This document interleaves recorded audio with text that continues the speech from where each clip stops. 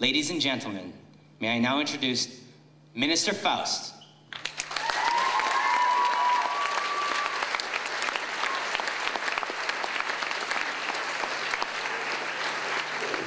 Thanks, John. It's the kind words. I've never felt so old after a compliment.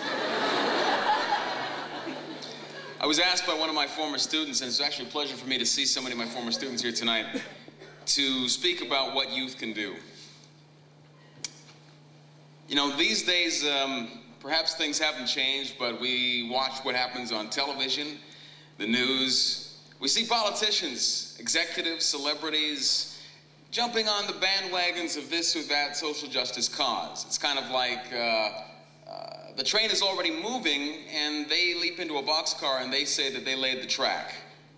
The problem is that some of these folks want to give the impression that they are in charge of a movement, that the social justice movement, or the concerns, the aspirations, the hopes, and the goals of millions of people are led by them. But this is simply not true. Now, that's not to say that some of them aren't well-meaning. There's folks like George Clooney who certainly are devoted to social justice causes. But when there's a rally in Washington, D.C. for justice for the people of Darfur, the news media, the corporate news media, focus on the actor celebrity rather than the substance of the issue, the one that they were quite happy to ignore for year after year after year.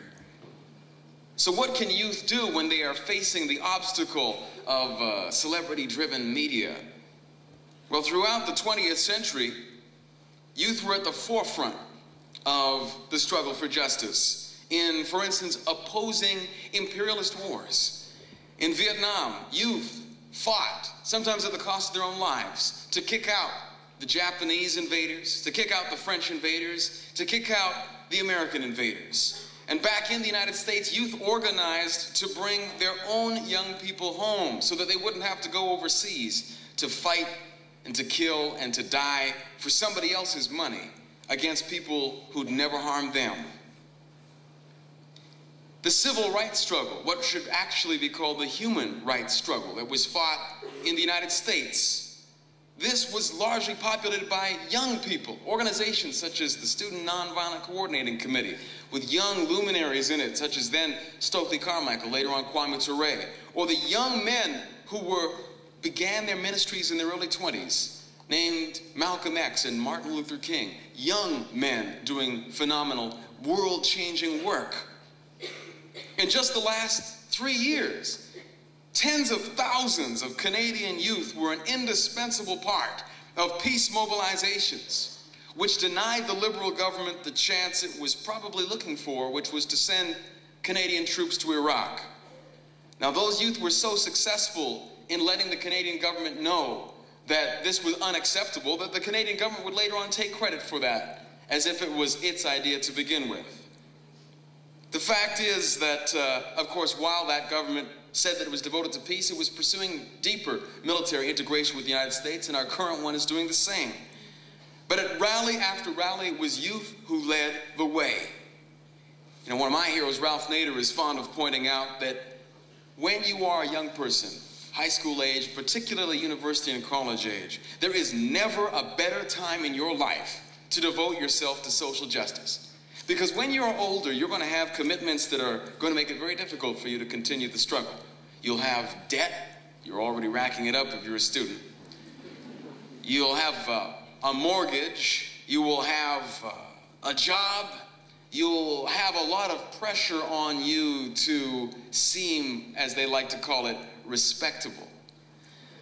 Myself, I guess I haven't wasted too much time with that particular concern. Because if you're going to accomplish some justice, you're going to have to make some people upset along the way. It's inevitable. But Ralph Nader, as he pointed out, said that while you are a young person on campus, you have your own newspaper, you have your own radio station, you have your own union, you have all of these resources, and a community built around you in a few square blocks that's larger than many small cities. This is a phenomenal opportunity. The chance to travel across the country and to meet and work with other students. You will never again, for the rest of your life, be in a position where you have so little to lose and so much to gain combined with so much energy and so much idealism, and without having suffered the indignities or the defeats that make other people later on in life more worried about doing the right thing. So what can youth do? Well, of course, there are young people like Craig Kielburger, who started Free the Children, a network of children helping children through education and other projects throughout the world. You know, they now do work in 45 countries. They have a track record of success featured on Oprah. They've been nominated for the Nobel Peace Prize and work with the United Nations. You can look up them at freethechildren.org. What can youth do? Well, of course, youth involved with fair trade are doing phenomenal work right now, right in this city. You can check out my blog, the Brolog, at ministerfaust.blogspot.com for a whole bunch of links to fair trade across North America, as well as right here in Edmonton. Where to buy? I'd encourage you to check out the work of the National Labor Committee in the U.S., that's nlcnet.org, to find out how their work has been able to bring not only attention to the struggle of literally tens of thousands of women, actually, I'm sorry, it's millions of women and children across the world who work in cruel sweatshop conditions that are barely above slavery, and the many victories that they have had. You could work with a group like Global Exchange. The former head of this university's students' union, Mike Kudima, now works with them in the United States. But you know, you do not have to go overseas to do justice. You don't have to take a plane to do social justice. You don't have to drive thousands of kilometers to do social justice. You do it right here. Although we might be inspired by images of Subcomandante Marcos and the Zapatistas all the way over in Chiapas in Mexico, if you care about justice for indigenous people, trust me, there's plenty of injustice to clean up right here in Alberta. If you care about justice for the environment, you don't have to go halfway around the world to a toxic waste spill. You can do that justice right here. Anti-imperialism, we don't have to talk about the United States. We can worry about what Canada has done to overthrow a legitimately, democratically elected government in Haiti and take ownership of what was done wrong by our government and fix that problem ourselves. We know that if we want to get something done, it's a simple matter of stopping saying someone should and starting saying I will. You can tomorrow join an organization in this city. You can tomorrow start a program of your own with other people.